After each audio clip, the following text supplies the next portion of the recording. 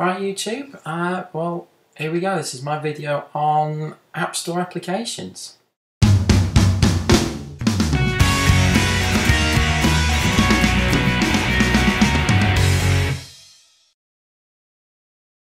Okay, so I said I would go through some of my favourite applications. I'm not going to focus on what's on my front page. These are the standard applications.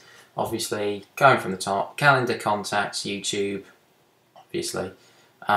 Weather, stocks, maps, clock, calculator, which by the way is really handy, particularly the scientific mode. Notes, settings, iTunes Wi-Fi store, which I don't really use. Camera, which I've used once or twice. Photos, iPods, and on my dock, and you know, this is set up really for my use. I've got my phone, text message, Safari web browser, and mail. That's it. That's all I'm going to go through on that page. They're just the standard applications. Obviously, really useful, whichever way you look at them. So let's go through page number 2. I've put the App Store on here. I spent way too much time trawling this, not just at my computer on iTunes, but on the go over the 3G connection. It's really bad, but I just love looking at all the applications. So I'll just go through the key ones. I do have Facebook on here. I don't actually use Facebook. I don't really have a Facebook account. It's actually my girlfriend wanted to play with Facebook on my phone, so you know, it's on there. But obviously Twitterific is on here. This is, you know, incredibly useful. Again, I'm on the Edge connection. I'm just leaving it on that for now. But as you can see, all the tweets from all of the people that I follow. So, you know, shout outs to anybody who can read their name on here. So there you go. Really good little application.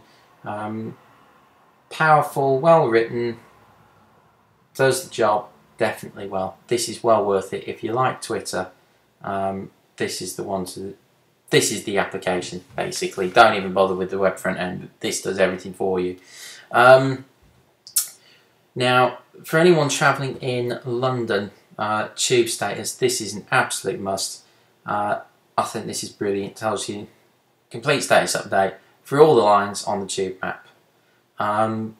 This is phenomenally useful, particularly if you're travelling in by train or you're just in London, you want to know what's going on before you get to the station.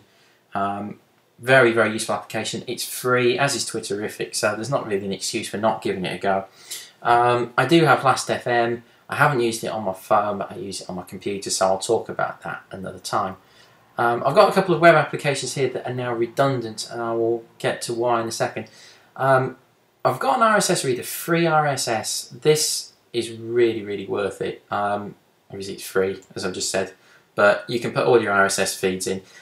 Killer feature with this is you don't have to actually manually put the code, the web address in all the time.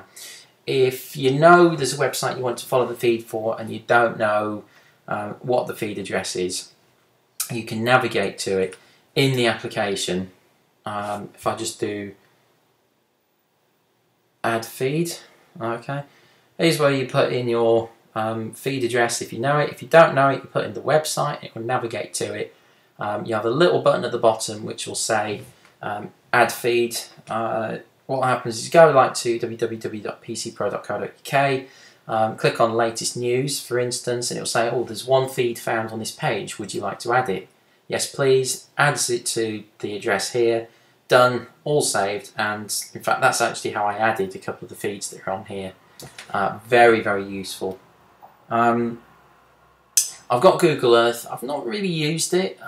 It is really nice, but for me on the go, it doesn't offer much functionality over the maps. There is a lot of extra features in it, but I've not really used it. I downloaded a currency converter that's actually, it's called Currency. It's okay, but it takes a little while to load. It is free again, but it just gives you an exchange rate, and that's pretty much it. Useful, yeah, but what I would say, another one for anybody who commutes anywhere in the UK. This one here, this has just come up on the App Store today, I believe, which is Friday, which is called MyRail Lite. Now, I believe there was an application called Trains that was, I think it was £1.50 or something like that on the App Store. Gave you, you could select your stations and it would show you the departure boards, where the trains are going, and it would even tell you what platform. Unfortunately, this one doesn't actually tell you that, but if I just load up London Fenchurch Street, which is one of the stations I do frequent, as you can see, it tells you where the trains are going, time, and if you click on it, it tells you all the stations it's going to and the expected times it will get there. This is really, really handy. You can look at arrivals as well if you want to track any arrivals, or if you're on the train, like I was doing earlier, and see what time you're going to be getting into your station. It is really good. This is free at the minute. It does say for a limited time only, it will be free. It doesn't have platform numbers, which for me would be the killer application on this. But it's definitely worth it, especially as it's free. You can use it for any station in the UK. And it just pulls the departure information from National Rail's website. Now on to the fun stuff, the games. Really, I've got a few games on here, but there's only a couple I really want to mention. Sol Free Solitaire, which is up here, it's solitaire. But solitaire on the go is always a good option. If you look, you've got those are the games you've got. Really, the main one's Klondike, Deal 1 or Deal 3. I play Deal 3. As I say, it's free. Brilliant. I just love solitaire. When I used to use my old Dell PDA, I used to play solitaire on it all the time. So this is no exception. Another one that I've got that it's free, it's gimmicky, but just about everybody seems to have them. Yes, there is a photo of me there. Probably not the best one. Touch on the lightsaber, and away it goes, Mason. It's gimmicky, but it is quite cool. Well worth it.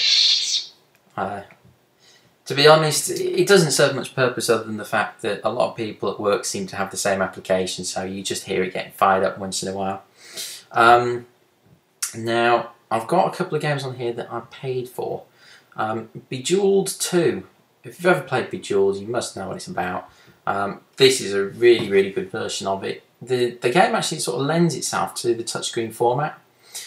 You can play it portrait, you can play it landscape. It will flip around when the game comes up, as you can see there. It's a great game. It's £1.79, I think it is. It's 60% off at the minute. It's normally about £3 or something. So if you've been thinking about getting it, it's worth getting. And now for my favourite one, and this really is good. This was about £1.50, £1.60, something like that. Virtual Pool. If you've ever played the old PC games, you will know what this is about. I spend way too much time playing on this game, and I do mean way too much time. This is just draining my battery, something shocking, because I spend hours on this per day. But basically, you've got career modes, you can quick play. If you've played Virtual Pool before on the PC, you will know what this is about. You'll know the look and feel. Here's some of the graphics. You've got quite a good interface. It's pull back and you can move around. Touch the cue, which isn't easy to do from this angle, but as you can see, it handles really well. You've got all the various types of pool on there, and it's just a really, really good game. Well worth it. It's less than £2. There's no real reason not to get it, I don't think. Certainly not for me. It just had to happen. So there you go. Those are my favourite applications. There are plenty of others out there that I'm still working through and trying. And if I find some more that I like, I will do another video on it. Alright, well, don't forget to check my website, www.projiuk.co.uk. Alright, thanks.